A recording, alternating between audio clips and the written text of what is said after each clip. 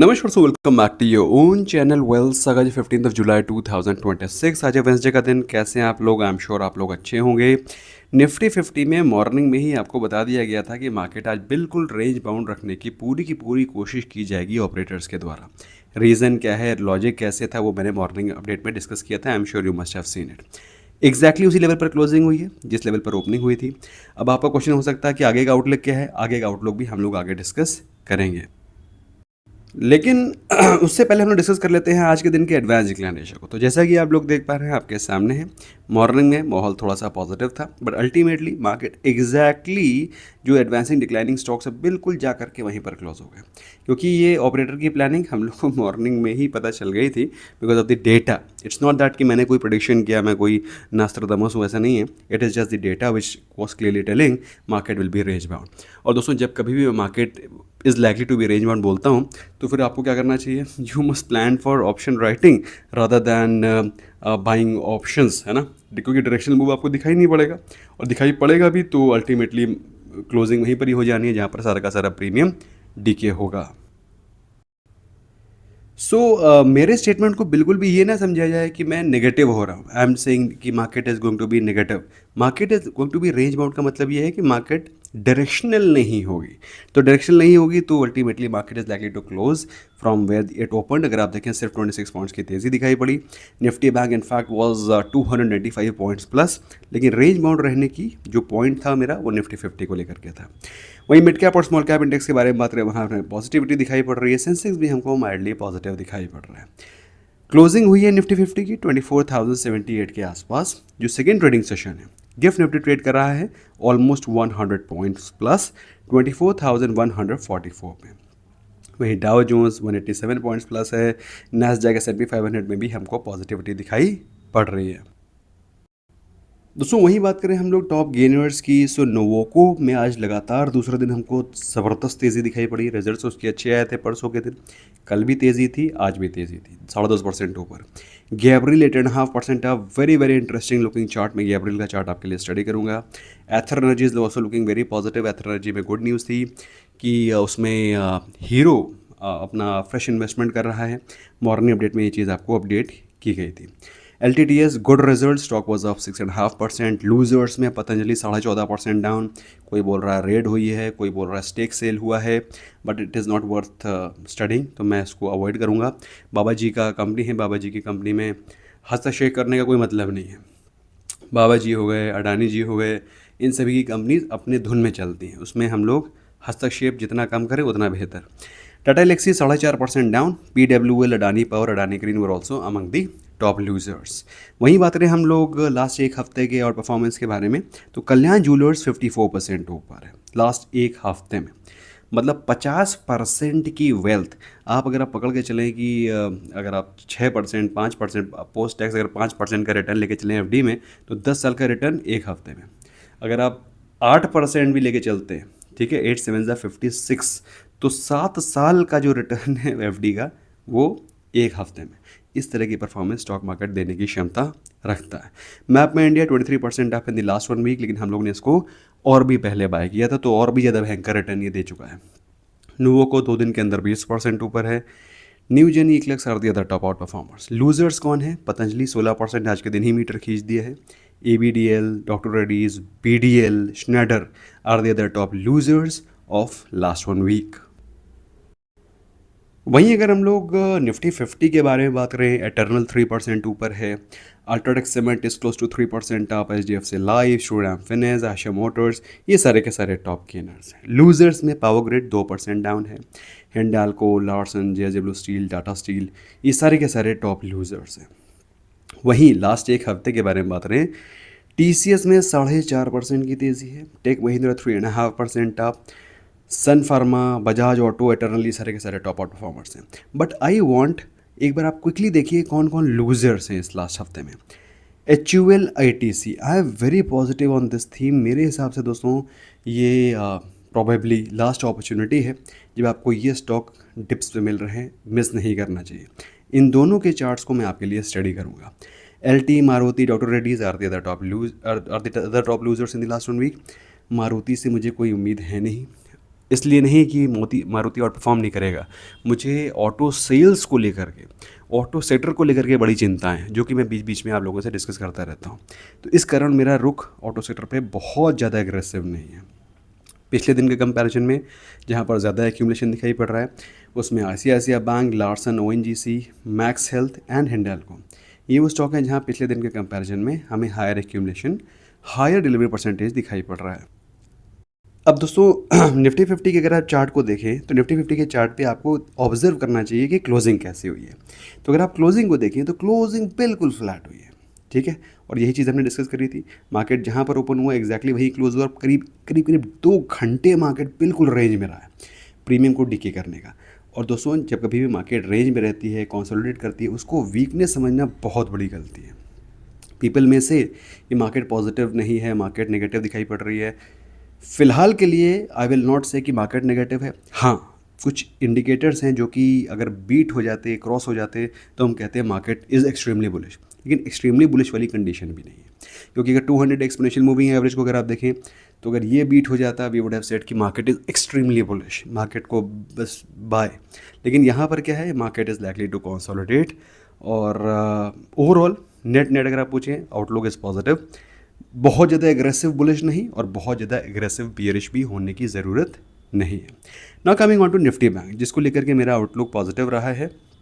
मैं तो आप लोगों को कब से, it's been almost a month, मैं आपको 61,000 के टारगेट्स देके बैठा हूँ, लेकिन दुख की बात यह है कि 61,000 के टारगेट्स अचीव होते हुए दिखाई नहीं पड़ रहे, क्योंकि मार्केट कंसोलिडेट ही किया जा रहा है। और मेरा आउटलुक भी बियरिश नहीं हो रहा है और बुलिश भी नहीं हो पा रहा है, क्योंकि मार्केट को अगर आप देखें तो इट्स बीन, मैंने आपको 1 महीने पहले बोला था 61,000 के लेवल्स आपको अगले कुछ हफ्तों में दिखाई पड़ेंगे, बट अगर आप देखें तो 1 महीने से तो मार्केट कंसोलिडेट ही कर रहा है।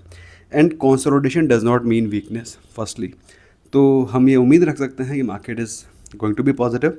हालांकि मार्केट कंसोलिडेट कर रहा है, इट इज़ गुड थिंग। तो we are expecting some good results. अगर अच्छे रिजल्ट्स आ जाते हैं, ये चीज़ मैंने पहले ही बोली थी, एचडीएफसी बैंक, आईसीआईसीआई बैंक, इनसे मुझे अच्छे रिजल्ट्स की एक्सपेक्टेशन है, और अगर ये अच्छे रिजल्ट्स पोस्ट कर देते हैं, I am expecting Nifty bank to blast. वहीं बात करें हम लोग FII DI डेटा के बारे में, आज 15 जुलाई को जितनी सेलिंग FIIs ने करी है 735 करोड़ की, ऑलमोस्ट उतनी ही बाइंग DIs ने करी है। तो उनको भी पता था कि मार्केट को किस प्रकार से रेंज में रखना है, तो कुल मिलाकर के बाइंग और सेलिंग को बिल्कुल नेट रखा गया है ताकि मार्केट रेंज बाउंड रहे। वैसे इस डेटा से मार्केट के रेंज बाउंड रहने का कोई भी निष्कर्ष नहीं निकाला जाता है। निष्कर्ष कैसे निकाला जाता है, वो विक्स से, पुट कॉल रेशियो से, इंपॉर्टेंट लेवल्स को ध्यान में रख करके, और ऑफ कोर्स कौन सा दिन है एक्सपायरी से पहले का बात का, थोड़ा ये पिछले दिन का मूवमेंट, कई सारी चीज़ों के निष्कर्ष के बाद आप इस निष्कर्ष पर पहुंचते हैं। कई दिनों के एनालिसिस के बाद आप इस निष्कर्ष पर पहुंचते हैं कि अगले दिन मार्केट कैसा रहेगा। सो नेट अगर आप देखें तो आज के दिन चूँकि मार्केट रेंज बाउंड रहा है, कल के दिन हमें डायरेक्शनल मूव की एक्सपेक्टेशन रखनी चाहिए, और इसको और ज़्यादा एम्पलीफाई मैं कल मॉर्निंग में करूँगा। दोस्तों पहले बात कर लेते हैं उन स्टॉक्स के बारे में जिसमें कि हमने आज के दिन अपनी पोजीशन क्रिएट करी है। One among them is ABB को लेकर के मेरा आउटलुक काफ़ी पॉजिटिव है, और बीच में गवर्नमेंट के इनिशिएटिव की वजह से थोड़ा सा आउटलुक नेगेटिव हुआ था, और आउटलुक होना भी चाहिए नेगेटिव, क्योंकि गवर्नमेंट ने चाइनीज़ मार्केट ओपन कर दी हैं 2 सालों के लिए। तो जितने भी कैपिटल गुड स्टॉक है उनके लिए तो नेगेटिव ही न्यूज़ थी, स्टॉक नेगेटिव रिएक्ट भी कर रहे थे, बट जितनी भी नेगेटिविटी है वो एब्जॉर्ब हो चुकी है, जितना भी उनके बिज़नेस को लॉस हो सकता है वो एब्जॉर्ब हो चुका है। और अगर आप देखें तो ये अपने ब्रेकआउट लेवल पर खड़ा हुआ है। वीकली चार्ट देखेंगे तो फिर आपको और भी इंटरेस्टिंग डेटा दिखाई पड़ेगा कि ABB एक बिल्कुल रेंज में खड़ा हुआ है और ब्रेकआउट करने के लिए बिल्कुल तैयार खड़ा है। Can you see this here? और अगर इसको ब्रेकआउट करता है, stock is likely to go up to 7600 7800 as well. तो इस स्टॉक को आप स्टडी कर सकते हैं। हमने इसमें अपनी पोजीशन क्रिएट करी है। एज अ डिस्क्लेमर, किसी भी स्टॉक में इन्वेस्टमेंट करने से पहले अपनी ड्यू रिसर्च डेफिनेटली करें, फाइनेंशियल एडवाइजर से पूछें, ड्यू रिसर्च करने के बाद ही इन्वेस्टमेंट करें। सेकेंड स्टॉक दोस्तों जो कि हम लोग ने आज के दिन बाय किया था, वो भी ऑलमोस्ट इसी सेक्टर को बिलोंग करता है। स्टॉक का नाम है पिक्स ट्रांसमिशन, और पिक्स ट्रांसमिशन डे हाई के आसपास क्लोज हुआ है। स्टॉक का चार्ट बहुत ही इंटरेस्टिंग है, नीचे के लेवल से बाइंग हो रही है हैवी वॉल्यूम्स में। स्टॉक हमको एक राउंडिंग बॉटम पैटर्न बनाने की कोशिश करता हुआ दिखाई पड़ रहा है। अगेन अगर आप देखें तो राउंडिंग बॉटम का टॉप तो 2800 है, बस उसको आने में समय लगेगा। स्टॉक का चार्ट स्ट्रक्चर काफ़ी स्ट्रांग हो रखा है, इसको भी आप स्टडी कर सकते हैं। दो स्टॉक दोस्तों जिसको कि हमने आपको प्रॉमिस किया था स्टडी करने को, one among them is ITC. अगर आप आईटीसी को देखें तो आईटीसी जो कि इस हफ्ते सबसे ज़्यादा गिर चुका है, और ये लेवल्स मैंने आपके लिए मार्क करे थे। आईटीसी के 3 लेवल्स जहाँ पर आप बाइंग इनिशिएट कर सकते हैं। One among them was 275, the other one was 265। तो भैया पहला लेवल आ गया है। जो लोग एसआईपी के फॉर्म में इन्वेस्टमेंट करना चाहते हैं तो यहाँ पर आपकी नज़रें में ब्रिंग आउट करना चाहता हूँ। Again buying not buying is going to be totally your call. Hindustan Unilever के बारे में बात करते हैं, हिंद यूनि। जैसे कि मैंने आपको बताया दोस्तों, प्रोबेबली ये लास्ट मौके हो सकते हैं जब आपको ये स्टॉक उस प्राइस पे मिल रहे हैं जिस प्राइस पे स्टॉक 2021 में मिल रहे थे। देख रहे हो, 2020, इनफैक्ट 2020 में 2020 में इस प्राइस से मिल रहा था स्टॉक। 6 साल पहले के स्टॉक में प्राइस में ये स्टॉक आपको मिल रहा है। ज़्यादा गिरावट की एक्सपेक्टेशन मुझे है नहीं, क्योंकि कोरोना में जब पूरी की पूरी दुनिया निगेटिव थी तब स्टॉक ने 1900 के लोज मारे थे। उससे ज़्यादा की निगेटिविटी तो मुझे एटलीस्ट नहीं है, क्योंकि कोरोना तो चल नहीं रहा है। Things are positive, people are consuming. हाँ, थोड़ा सा ग्रोथ के इश्यूज़ हैं, यही रीज़न है कि कंपनी आपको इस प्राइस से मिल रही है। तो इसको आप स्टडी कर सकते हैं। रिजल्ट्स में दोस्तों 2 कंपनीज़ के रिजल्ट्स के चार्ट्स के साथ हम लोग स्टडी करेंगे। One among them is grow, जो कि मेरी फेवरेट कंपनी रही है। हम लोग ने 160-165 के प्राइस से बाय कर रहे हैं, लगातार बाय कर रहे हैं। और इनफैक्ट आज के दिन भी कुछ मेंबर्स पूछ रहे थे तो मैंने बोला भाई, my stand about grow is very very clear. I do not trade, I do not use the platform of grow, but मेरे हिसाब से कंपनी बहुत वेल मैनेज्ड है। तो इसको आप फोकस कर सकते हैं। Overall chart structure is looking very positive and very aggressive. Results के बारे में बात करें पिछले क्वार्टर के कंपैरिजन में, क्योंकि देखो इसमें ईयर ऑन ईयर देखने का कोई मतलब नहीं है, क्वार्टर ऑन क्वार्टर से मतलब है। पिछले क्वार्टर के कंपैरिजन में कंपनी का जो प्रॉफिट है वो 7.1% बढ़ा है। Let me tell you, it is not bad, क्योंकि मैं अभी इसके साथ एंजल वन के रिजल्ट भी पढ़ूंगा। रेवेन्यू के बारे में बात करें तो रेवेन्यू पिछले क्वार्टर के कंपैरिजन में 0.3% डाउन है। Let me tell you, it was expected. However थोड़ा सा मुझे पॉजिटिव रेवेन्यू की उम्मीद थी, क्योंकि कंपनी एडवर्टाइज तो बड़ा काफ़ी जम के करती है। बट रेवेन्यू 0.3% डाउन है और प्रॉफिट 7.1% था। अब रेवेन्यू क्यों डाउन है? क्योंकि दोस्तों ऐसा है कि मैं ज़ेरोधा यूज़ करता हूँ। अब मैं ज़ेरोधा यूज़ करता हूँ तो कम से कम मेरे जो मेंबर्स हैं, जो मेरे व्यूअर्स हैं, उनको भी मैं ज़ेरोधा यूज़ करने को बोलता हूँ, क्योंकि I personally like this platform. Maybe ad का उतना फ़र्क नहीं पड़ता है जितना कि अच्छे प्लेटफॉर्म की माउथ पब्लिसिटी का पड़ता है। तो जो अच्छा प्लेटफॉर्म है वो अच्छा प्लेटफॉर्म है, there is no doubt about it. How much you advertise, it is your call. तो जो लोग ज़ेरोधा में अकाउंट ओपन करना चाहते हैं, हमसे जुड़ना चाहते हैं free of cost, if you want to join our private group, link description में है। फायर्स के through, because I use Fyers also, but मैं 2-4 तो खोल नहीं सकता ना, तो ठीक है। एनीवे, तो इस टोटली योर कॉल, आपको कहाँ ट्रेड करना है, क्या करना है। मार्जिन्स के बारे में बात करते हैं। पिछले क्वार्टर में जहाँ कंपनी के मार्जिन्स थे 62.36%, कंपनी ने मार्जिन्स को इम्प्रूव किया है। 64.65% मार्जिन्स आए। Net results are decent. I do not find anything negative in the results. वहीं बात करें हम लोग एंजल वन की, एंजल वन के रिजल्ट्स आए हैं। एंजल वन के रिजल्ट्स को अगर मैं एम्पलीफाई करूँ और आपके सामने ब्रिंग आउट करने की कोशिश करूँ क्वार्टर ऑन क्वार्टर, क्योंकि पिछले साल क्या हो रहा था उससे मतलब नहीं है। आप पिछले क्वार्टर के कंपैरिजन में इंप्रूव कर रहे हैं कि नहीं कर रहे हैं उससे मतलब है। क्योंकि ऐसा तो है नहीं कि आपको पिछले साल और अब में बहुत ज़्यादा फ़र्क आ गया है। फ़र्क आता है तो हम लोग दोनों डिस्कस कर लेते हैं। जहाँ ग्रो में हमको ज़्यादा ग्रोथ दिखाई नहीं पड़ रही थी, वही एंजल वन का प्रॉफिट पिछले क्वार्टर के कंपैरिजन में 27.7% डाउन है। वहीं पिछले साल के कंपैरिजन में कंपनी ने बेहतरीन परफॉर्मेंस दिखाई है, 102% का प्रॉफिट ग्रोथ है।